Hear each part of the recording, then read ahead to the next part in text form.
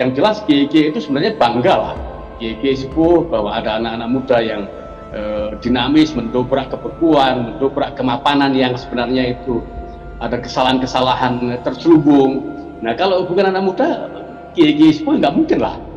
GG sepuh yang paling progresif yang dalam pandangan saya, termasuk penyikapan soal HPP ini, ya Mustasar, Ki Mustafa Bisri.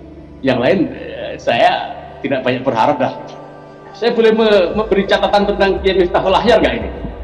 Boleh, Ya, boleh. Iya, apa namanya? Sepanjang saya mengenal NU, sepanjang saya terlibat dalam KNU-an, saya secara akademik melihat bahwa Kiai Miftah adalah Rois Am paling lemah sepanjang sejarah berdirinya NU. Kalau kita bandingkan dengan Rois Am sebelumnya, adalah Kiai Ma'ruf Amin. Dia punya dzurriyyah besar, gengnya arahnya ke Kiai Nawawi Al-Bantani. Dia bukan hanya punya pesantren, tapi itu pesantren leluhurnya dan besar. Kiai Miftah itu Miftahus Sunnah, itu dalam peta pesantrenan siapa yang tahu? Itu pesantren rintisan, dan di Surabaya sendiri pun tidak banyak yang kenal. Itu pertama. Yang kedua, Kiai Miftahul Ahyar ini saya serius ya. Jadi saya ketika musyawarah wilayah NU tahun kalau nggak salah 2003 di Areng-Areng Pasuruan, tempatnya wakil bupati sekarang Kiai Mujib Imron, itu ada dua Rois Suriah yang macung yang diajukan. Satu adalah Kiai Mas Duki Mahfud almarhum, satunya adalah Kiai Miftahul Ahyar. Dari 40 PCNU di Jawa Timur itu ada 38 kabupaten kota, tapi PCNU-nya 40. Karena itu Bangil itu punya jadi cabang sendiri, Kencong Jember juga punya jadi cabang sendiri. Jadi 40 cabang. Dari 40 cabang ini, itu 39 memilih Kiai Mahfud, Kiai Mas Duki Mahfud, satu orang itu memilih Kiai Miftahul Ahyar, yang dipidatokan oleh Kiai Hasim itu dipilih oleh dirinya sendiri. Ini nanti kalau saya salah bisa dicek langsung ke beliau. Jadi apa namanya? Oke, sebelum Kiai Miftahul Ahyar kita punya Rois Am Kiai Ma'ruf Amin. Sebelumnya ada Kiai Sahal Mahfud, Kiai Ubaidillah, nanti banyak cerita bisa lah soal Kiai Mahfud, Sahal Mahfud. Kemudian sebelumnya adalah Kiai Fahrudin Masturo, pesantren Masturiyah Sukabumi. Kemudian sebelumnya adalah Kiai Ilyas Ruhiyat Cipasung. Dan sebelumnya luar biasa semua itu, Kiai Ahmad Siddiq. Jadi ini adalah Rois Am paling lemah panjang sejarah berdirinya NU. Assalamualaikum warahmatullahi wabarakatuh, seluruh bangsa dan setanah air. Jumpa lagi di channel Jagat Lukpitu. Semoga dalam keadaan sehat, tak kurang satu apa, rahmah barokah salam Allah curahkan untuk kita semuanya. Dokter Soleh yang selalu tampil podcast di Pada Suka TV, ya, ini mendapat teguran keras atau ultimatum malah karena sering munculnya membahas nasab habaib.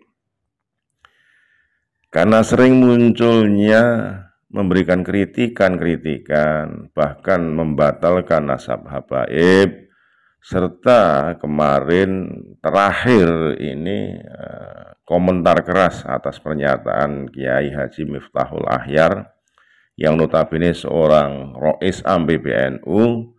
Maka dari PBNU lewat Sekjen memberikan ultimatum keras, melarang Dokter Soleh untuk mengajar di lembaga pendidikan NU. Nah ini sifatnya apa ya, boleh dikatakan keras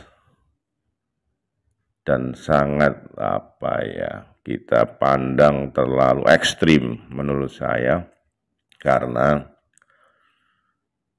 ilmu harus disandingkan dengan ilmu, tidak dengan kekerasan doktrin atau mengandalkan sebuah kekuasaan manakala lagi menjadi orang yang mengambil sebuah kebijakan karena mengkritik Rois Am PBNU terlemah kalau nggak salah, sehingga mendapat sebuah apa ya, keputusan yang dahsyat. Dokter Soleh tidak diperbolehkan mengajar di Lembaga Pendidikan Nahdlatul Ulama. Nah, ini saya kira baru kali ini kita dengar seorang doktor punya kapasitas yang baik karena mengkritik pendapat dari Rois Am PBNU yang notabene malah ini berbanding terbalik dengan Kiai Haji As'ad Samsul Arifin yang termasuk dalam pendiri NU yang diberikan mandat untuk menyampaikan tongkat dan tasbih oleh Simbah Holil Bangkalan. Siapapun orangnya, walaupun itu PBNU, saya sendiri, kata Mbah As'ad, kalau keliru jangan diikuti, jangan dibela. Nah, ini malah karena mengatakan Kiai Haji Maduddin CS yang membatalkan nasab Alawi atau nasab Habib ya sebagai Wahabi dan Syiah, ini kan tuduhan. Nah, tuduhan-tuduhan inilah yang kemungkinan tidak didasari dengan kenyataan yang ada, karena pembatalan itu tentu ada dasar dan kitabnya, manuskrip, dan secara teknologi adalah tes DNA, tapi tetap tidak diterimakan dengan lapang dada, mengedepankan ilmu, hanya mengedepankan mahabbah, ya, muhibbin. Bisa jadi kan seperti itu, tetap manusiawi.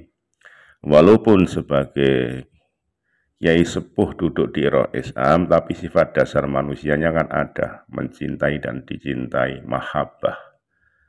Itu kan bisa saja menyuduh fanatik kan begitu, sehingga atas komentar keras Dr. Soleh tersebut, sehingga lewat Sekjen PBNU ya Gus Yusuf Saifullah kalau tidak salah memberikan ultimatum Dr. Soleh tidak boleh mengajar di Lembaga Pendidikan Nahdlatul Ulama. Segala hilaf mohon maaf, NKRI Agama Nusantara milik kita. Assalamualaikum warahmatullahi wabarakatuh.